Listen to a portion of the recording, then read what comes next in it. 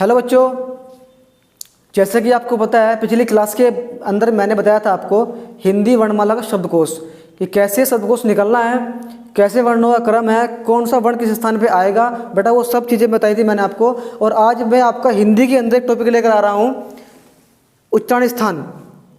बेटा चैप्टर बड़ा ही महत्वपूर्ण है और कौन सा वर्ण का स्थान कौन सा होगा वो बताऊंगा मैं आज आपको। बेटा सुनना बड़े ध्यान से इस वीडियो के माध्यम से, ठीक है ना बेटा। बहुत ही महत्वपूर्ण चैप्टर है, एक दो क्वेश्चन कहीं ना कहीं आ ही जा इस चैप्टर का, ठीक है ना बेटा। अब शुरू करते हैं हम। नंबर 1 देखो बेटा, नंबर 1 महर्षि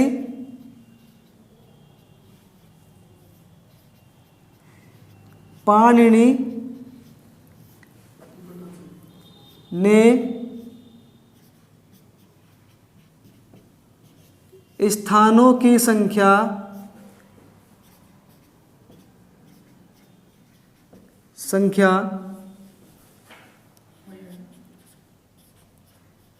मुख्यतः 6 बताई है बेटा। 6 बताई हैं और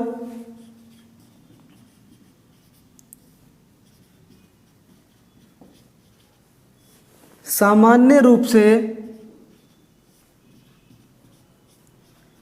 9 संख्या बताई है उच्चारण स्थानों की।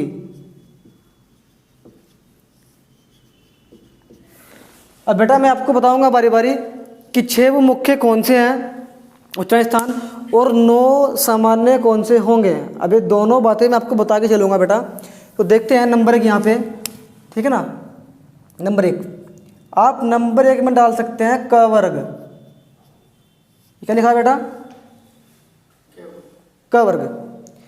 और नंबर 2 में आप लिख सकते हैं बेटा च वर्ग।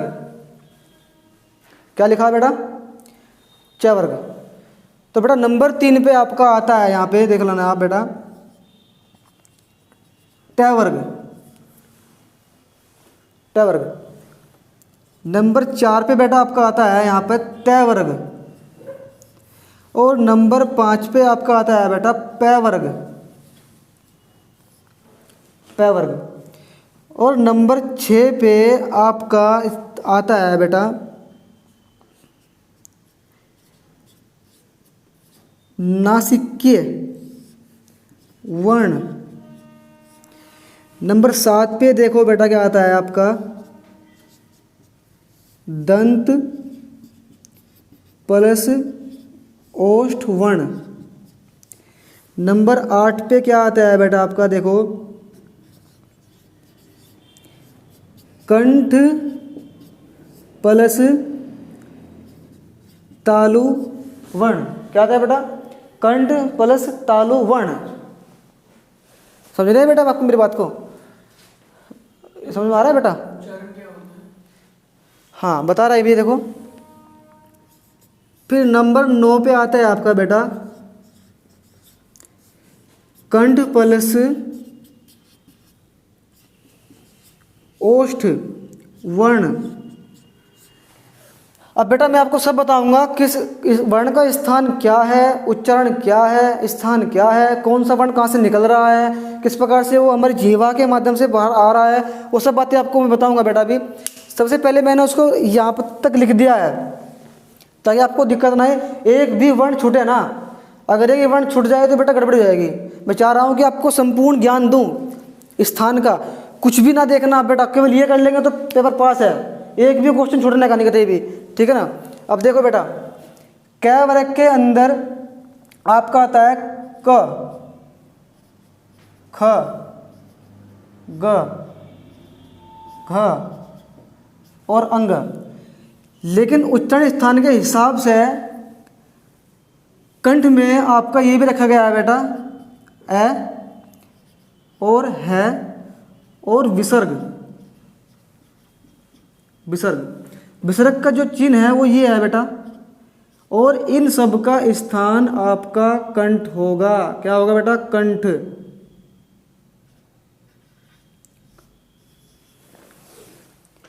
कंठ। अब कंठ है क्या, कहाँ कंठ? देखो बेटा, हमारे मुखमंडल के अंदर आपकी जीवा होगी, दांत भी हैं, ठीक है ना बेटा। बहुत सारे पार्ट हमारे मुंह के अंदर हैं, और उस मुंह के अंदर जो हमारी जीवा है, उस जीवा को हम 3 भाग में बांट सकते हैं बेटा। कैसे 3 भाग में बांट सकते हैं? जैसे मान लीजिए हमारी जीवा है, इस जीवा को हम 3 पार्ट में बांट सकते हैं बेटा। सारा का सारा खेल इस जीवा का है। स्थानों को निकालने में सबसे ज़्यादा सहायक हमारी जीव है। जीभ भी टकराती है इस मुख के अंदर, तब जाके कोई ना कोई वर्ण निकलता है। बिना जीवा के कोई भी वर्ण नहीं निकल सकता। देखा बेटा, देखो हमने इसको 3 पार्ट कर दिए जीवा के। अब जीवा कहीं जुड़ी हुई भी होगी आपके मुंह के अंदर, इसका बीच का हिस्सा भी होगा, अगला हिस्सा भी होगा। जो जीवा का अगला भाग है बेटा, ये वाला, इसे कहते हैं अग्रभाग। क्या कहते हैं इसको? अग्रभाग। मान लीजिए ये हमारी जीवा है, तो जीवा का एक होता है अग्रभाग, जो बीच में हिस्सा है जीवा का वो है बेटा मध्य भाग। मध्य भाग जो बेटा इसका जहाँ जीभ जुड़ी हुई है पीछे, उसको कहते हैं आप पश्च भाग। पश्च भाग। तो कुछ वर्ण तो अग्रभाग से निकलते हैं जीवा के, कुछ वर्ण मध्य भाग से निकलते हैं जीवा से, कुछ वर्ण निकलते हैं पश्च भाग से जीवा के। तो जीभ के 3 पार्ट है बेटा। तो ध्यान रखना के बाद पूरा का पूरा क वर्ग यानी क, ख, ग, घ, अंग, ए, है, विसर्ग, इन सब का स्थान कंठ है। अब कंठ कहाँ है? आपके मुख के अंदर जब आपकी जीवा आपके ऊपरी तालु को टच करेगी तो क्या निकलेगा बेटा? देखो बोल के, कै भी वहीं से निकलेगा, ख वहीं से निकलेगा, एक ही जगह से कै, ख, ग, घ निकल रहे होंगे। वो स्थान क्या है जहाँ जीवा टकराने से कै निकलता है? वो स्थान का नाम क्या है जहाँ जीवा टकराने से ख निकलता है? जहाँ जीवा टकरा रही है, एक ही जगह से क, ख, ग, घ, अंग निकल रहे हैं बेटा, वो स्थान कंठ है। और कंठ है कहाँ? कभी अपना मुंह देखना खोल करके, ऐसे करना आपके मुंह के अंदर एक छोटी जीभ लटक रही है, छोटा सा कैप्सूल सा होगा आपके जीभ के मुंह के अंदर, देखना उसको, उससे आगे का हिस्सा कंठ है बेटा। तो ध्यान रखना के बाद अगर पूछ ले क का स्थान कंठ, ख का स्थान कंठ लगाना है, ग का स्थान कंठ लगाना है, घ का स्थान कंठ लगाना है, अंग का स्थान कंठ लगाना है, यहाँ तक कि ए का स्थान भी कंठ है का स्थान भी कंठ है, विसर्ग का स्थान भी कंठ होगा। तो बताओ बेटा आज के बाद पूरे के पूरे क वर्ग का स्थान क्या लगाओगे? कंठ। शाबाश। अब नंबर 2 पे चलते हैं बेटा, च वर्ग। अब च वर्ग में आपके कौन कौन से वर्ण आते हैं बेटा? मैंने आपको बताया था पिछली वीडियो में, अगर आपको पता होगा। हाँ बेटा तुम बताओ कौन सा वर्ण आता है पहला? च। शाबाश। 2 छ। बहुत बढ़िया बेटा। तो देखो ये आएगा आपका पहला वर्ण च, छ, ज, झ, अइया। च, छ, ज, झ, अइया के साथ साथ कुछ और भी वर्ण हमारे च वर्ग में रखे गए हैं, तालु स्थान में रखे गए हैं। वो कौन कौन से हैं बेटा? प्लस कर लीजिए, एक स, प्लस कर लीजिए एक य, प्लस कर लीजिए एक ई। इन सब का स्थान बेटा तालु होगा। क्या होगा? तालु। ध्यान से सुनो मेरी बात। पिछली बार यूपी टेट के अंदर, अभी जो हाल ही में यूपी टेट हुआ था, उसके अंदर ये वाला स आया था बेटा। पूछा क्या था? इस वाले स का स्थान क्या होगा? तो वहाँ कंठ भी था, तालु भी था, दंत भी था, मूर्धा भी था। तो क्या होगा बेटा आज के बाद? इस स का स्थान क्या होगा? तालु। पूरा का पूरा च वर्ग, साथ में श, साथ में य, साथ में ई, इन सब का स्थान तालु होगा। और पूरे के पूरे क वर्ग का स्थान क, ख, ग, घ, अंग, साथ में ए, साथ में है, साथ में विसर्ग का स्थान कंठ होगा। ठीक है ना? पहले आपको पढ़ा दूं, उसके बाद बताऊंगा कैसे क्वेश्चन बनते हैं, कैसे क्वेश्चन पूछता है बेटा। ठीक है ना? अब देखो आगे ट वर्ग। ट वर्ग के अंदर क्या आएगा आपका? ट, ठ, ड, ढ और अण। ये 5 तो आएंगे ट वर्ग में, साथ में आपका आएगा इसमें श, र, री। बेटा इन सबका स्थान हो जाएगा आपका मूर्धा।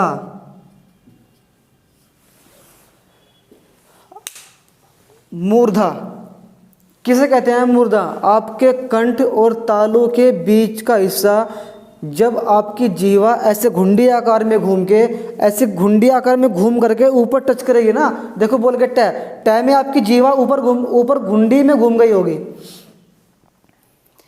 देखो बोल के टे बेटा, टे ठे डे डे अणे, टे ठे डे डे अणे, टे ठे डे डे अणे में आपकी जीवा घूम घूम के ऊपर टच कर रही है।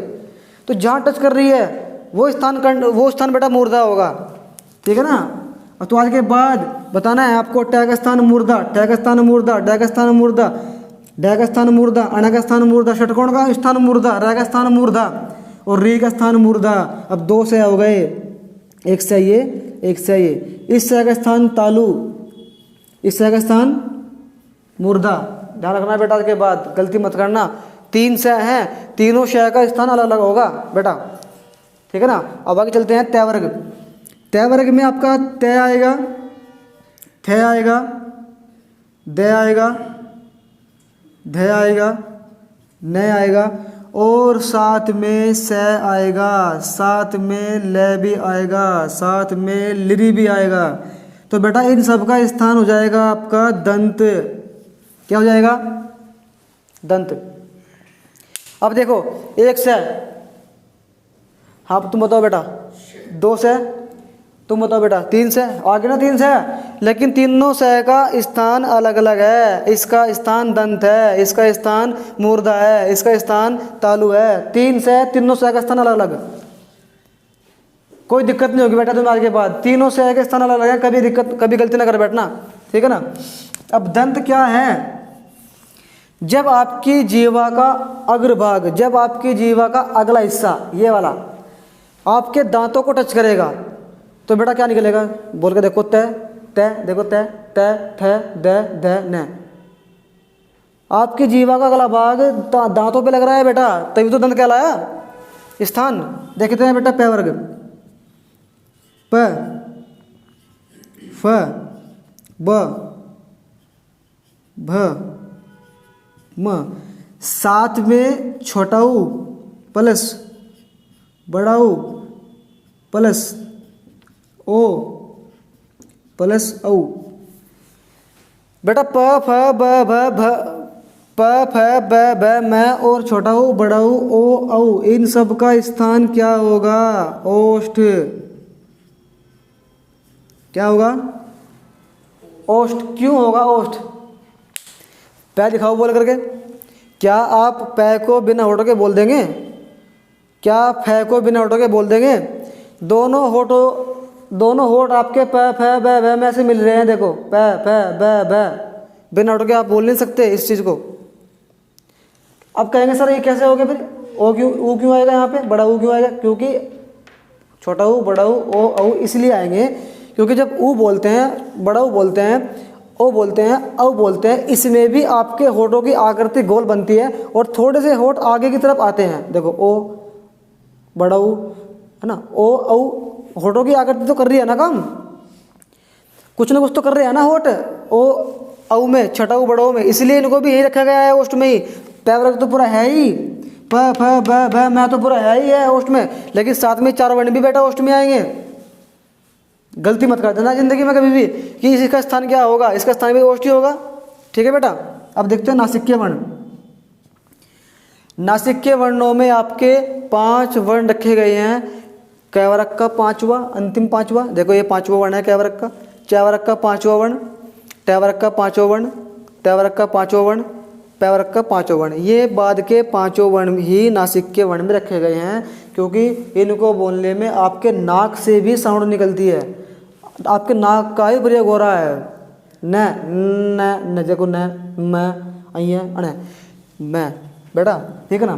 तो भैया ये आपके नासिक्य वर्ण आपके 5 है, अय म अंग अण और न।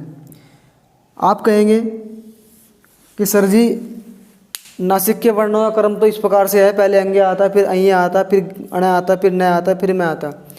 बेटा संस्कृत हिंदी वर्णमाला के हिसाब से एक सूत्र है यम गणनम, तो यम गणनम नामक सूत्र के माध्यम से इनका सीक्वेंस यही है। ठीक है ना। अब हिंदी कहाँ से आई है बेटा? हिंदी की माँ कौन है? हिंदी की माँ है संस्कृत। संस्कृत पहले आई है तभी तो हिंदी बनी है। तो संस्कृत तो सब भाषाओं की माँ है, जननी है पूरी भाषाओं की। तो हिंदी बनी संस्कृत से ही है। तो संस्कृत के हिसाब से इनका कर्म ये है, तो आपको यही लगाना होगा। किताबों में भी ऐसे लिखा है बेटा। देखो दंतोष्ठ, दंत प्लस ओष्ठ, ठीक है ना। इसके अंदर बेटा दो वर्ण आएंगे, व और फ। क्यों कहा इन दो वर्णों को दंतोष्ठ व और फ को? दांत और ओष्ठ, ओष्ठ माने होठ, दांत माने दांत। जब आपके ऊपर के दांत हो और नीचे का होठ हो, ऊपर के दांत जब नीचे के होठों पे टच करेंगे तो बेटा व और फ निकलेगा। बोल के देखो, तुम बोलो बेटा। शाबाश, तुम बोलो बेटा। व और फ को बोल के दिखाओ। और फ कैसे फील हो रहा है? दांत कौन से लग रहे हैं? दांत ऊपर के है ना, होठ कौन सा है? नीचे का है। देखो व और फ, व दांत ऊपर के हैं, होठ नीचे का है। समझ में आ रही है बेटा? तुम बताओ, आ रही है ना? तो दंतोष्ठ क्यों कहा इसको दंतोष्ठ? क्योंकि दांत का भी और ओष्ठ का भी दोनों का प्रयोग हो रहा है व और फ बोलने में। अब आप कहेंगे गुरुजी फ तो वहाँ भी आ गया।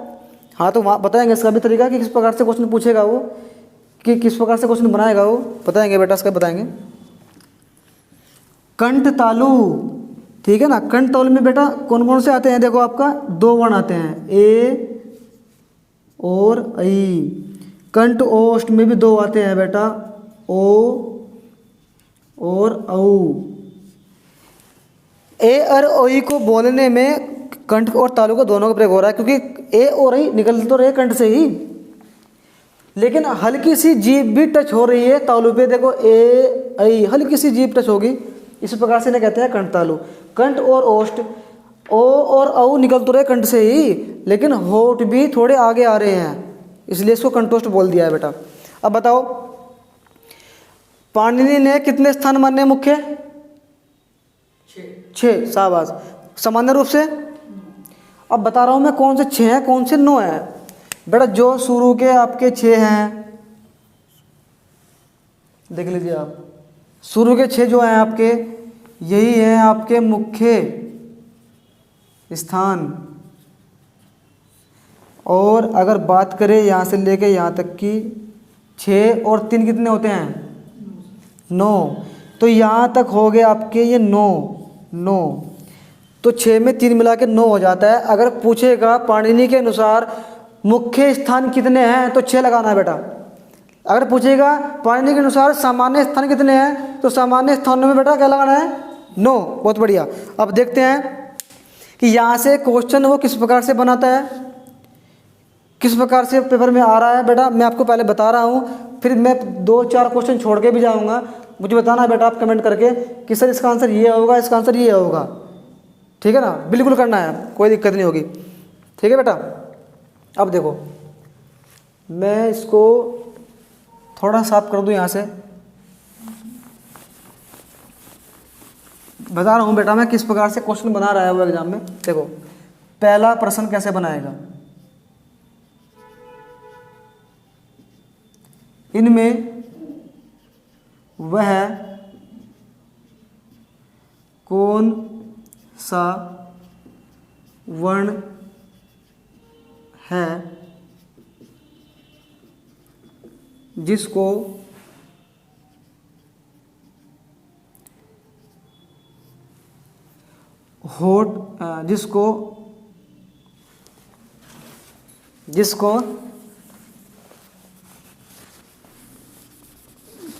वह, इनमें वह कौन सा वर्ण है अगर आपके होठ ना हो तो आप नहीं बोल सकते। कौन से वर्ण को आप बिना होठों के नहीं बोल सकते? तो वहाँ एक नंबर में दे देगा वो क, 2 में दे देगा वो च, 3 में कर देगा वो फ, और यहाँ कर देगा वो ग। तो बताओ बेटा, कौन सा वर्ण आप बिना होठों के नहीं बोल सकते? अगर होठ ना हो तो आप नहीं बोल सकते। इनमें से कौन सा बताइए? क को बोल सकते हैं आप बिना होठ के, कोई इसमें कोई रोल नहीं है होठ का। देख लीजिए क, बताइए क में कहाँ होठ, कोई काम कर रहे हैं होठ? नहीं कर रहे ना। च को बोल सकते हैं आप बिना होठ के, बताइए च में कौन सा होठ का प्रयोग हो रहा है? कहीं नहीं हो रहा है। फ, हाँ फ जा सकता है दंतोष्ठ में, लेकिन फ को कहाँ रखा गया है? पैवर्ग में, ओष्ठ में। ग को भी बोल सकते हैं आप बिना होठ के। ठीक है बेटा। अब देखो अगला क्वेश्चन किस प्रकार से बना रहा है वो। इसका आंसर है, इनमें कौन कंठ वर्ण है? देखना बेटा, इनमें कौन कंठ वर्ण है? कंठ वर्ण है। कंठ वर्ण मतलब है कंठे वर्ण, जिसका जो कंठ से निकलता है। देखते हैं क्या लगाएंगे आप। च, ब, ग, ट। बताइए बेटा। च का स्थान तालु, कंठ नहीं है। ब का स्थान ओष्ठ, कंठ नहीं है। ग का स्थान कंठ, कंठे वर्ण है। तो यही आपका कंठे वर्ण है, कंठ से निकलने वाला वर्ण है। ट का स्थान क्या? मूर्धा। समझ में आई बेटा? क्या वर्ग का पूरा कंठ, च वर्ग का पूरा तालु, ट वर्ग का पूरा मूर्धा, ट वर्ग का पूरा दंत, प वर्ग का पूरा ओष्ठ, नासिक में यमगणनम आ गया है। ठीक है ना। तो पूरे स्थान का जब कंठ है तो ग का भी कंठ होगा बेटा। ऐसे क्वेश्चन बनाते हैं पेपर में, कई बार ध्यान रख लेना। अब देखते हैं क्या लगाएंगे आप प्रश्न में। देखते हैं, इनमें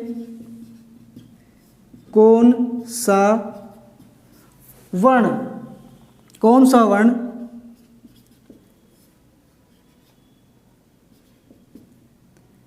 कौन सा वर्ण दंत से बोला जाएगा? दंत से बोला जाएगा। अब देखते हैं, श, से। ये एक क्रम बन गया किनका? ऊष्म व्यंजनों का। इन चार को ऊष्म व्यंजन भी कहते हैं। समझ में आइए बेटा। लेकिन मैंने अभी फिलहाल आपको बताया था 3 से हैं, तीनों से का स्थान अलग अलग। इसका तालु हो गया, तुमने क्या पूछा? दंत से बोला जाएगा, दंत से। इसका तालु हो गया, इसका मूर्धा हो गया, इसका कंठ हो गया। क्या बचा? स। Answer sir. इस स का ही स्थान दंत होगा बेटा। ऐसे बनाता है क्वेश्चन पेपर में, ध्यान रख लेना। ठीक है ना। अब देखते हैं अगला क्वेश्चन कैसे बनाएगा। लास्ट क्वेश्चन है बेटा, फिर आपको दूंगा 4 क्वेश्चन करके आना। इनमें कौन सी ध्वनियां तालु वर्ग की हैं? इनमें कौन सी ध्वनियां तालु वर्ग की हैं? तालु वर्ग की। देखते हैं कितने बच्चे इसको क्वेश्चन को हल कर देंगे। क, ख ऑप्शन नंबर 2, प, फ ऑप्शन नंबर 3, च, छ ऑप्शन नंबर 4, ट, ठ। बेटा सुनने कहा है कि इनमें कौन सी ध्वनियां तालु वर्ग की हैं? कौन सी वर्ण, कौन सा साउंड तालु वर्ग का है? तुम बताओ बेटा।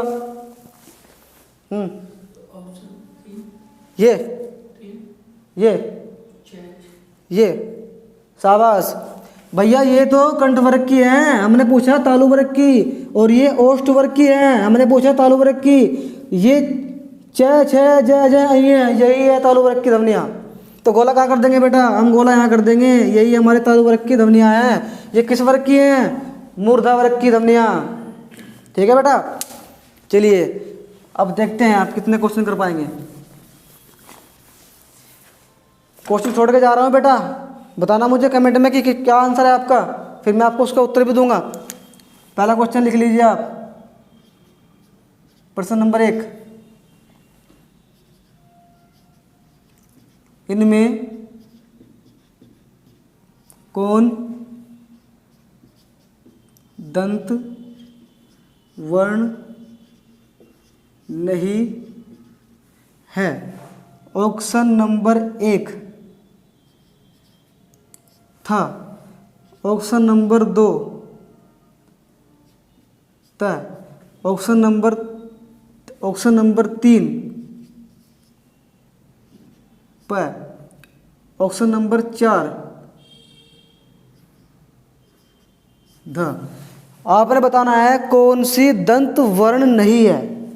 दंत वर्ण नहीं है, क्वेश्चन का जवाब अब नहीं बेटा, ये आपने खुद करना है, खुद करेंगे तब बताएंगे कौन सा दंत वर्ण नहीं है। अगला क्वेश्चन बेटा प्रश्न नंबर 2, इनमें नासिकीय वर्ण है। नासिकीय वर्ण है बेटा। ऑप्शन नंबर 1 अंग है, ऑप्शन नंबर 2 च, ऑप्शन नंबर 3 प, ऑप्शन नंबर 4 ख। ये प्रश्न भी आपने करना है, इनमें नासिकीय वर्ण है। नासिकीय वर्ण, नासिकीय वर्ण देख लेना बेटा। ये चार्ट मैंने आपको पूरा बनाया है, चार्ट में देख लेना किस प्रकार से नासिकीय वर्ण मैंने कहाँ बताया, देख लेना बेटा है। नंबर 3 क्वेश्चन देख लीजिए आप, प्रश्न नंबर 3, इनमें कौन सा वर्ग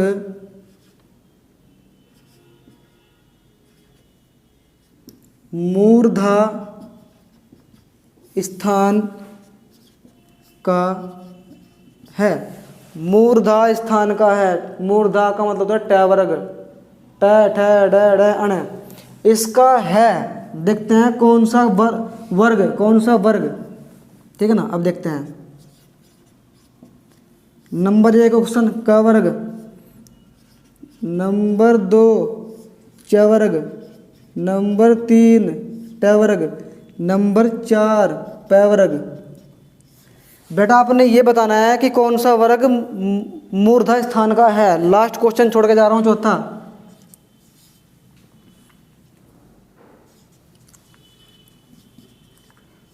पाणिनि ने मुख्य स्थान कितने बताए? तो बेटा ऑप्शन नंबर 1 दे रहा हूं आपको मैं 8, option number 2 6, option number 3 9, option number 4 10। तो बेटा ये लास्ट क्वेश्चन था आपका, है ना, कि पाणिनि ने मुख्य स्थान कितने बताए हैं, ये बताना है आपने बेटा, ठीक है। कि 8 हैं, 6 हैं, 9 हैं, 10 है। मैंने वीडियो में बताया शुरू में ही कि कितने स्थान मुख्य कितने सामान्य हैं। तो बेटा ये आपको मैंने बढ़ाया आज स्थान किस प्रकार से क्या है। और आशा करता हूँ कि ये टॉपिक आपको अच्छा लगा होगा। उम्मीद करता हूँ आपको समझ में आया होगा। अगर समझ में नहीं आता बेटा दोबारा से वीडियो को देखना, समझ में आ जाएगा। तो दोबारा से देखते हैं 1 मिनट का रिविजन। हाँ बेटा, कितने स्थान हैं मुख्य? 6, सामान्य 9, शाबाश। क्या लिखा हुआ है? क वर्ग। ये क्या लिखा हुआ है? च वर्ग। ये क्या लिखा हुआ है? ट वर्ग। ये क्या लिखा हुआ है? त वर्ग। ये क्या लिखा हुआ है? ट वर्ग, शाबाश। ये क्या लिखा हुआ है? नासिकीय वर्ण, दंत, ओष्ठ, कंठ, तालु, कंठ, ओष्ठ, ठीक है ना बेटा।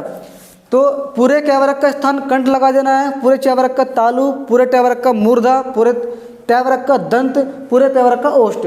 तो बेटा सारे वर्णों की वर्णमाला के हिसाब से मैंने आपको बताया स्थान किस प्रकार से क्या है, ठीक है ना। मिलते हैं बेटा अगली वीडियो में। बहुत बहुत बेस्ट ऑफ लक। जय हिंद।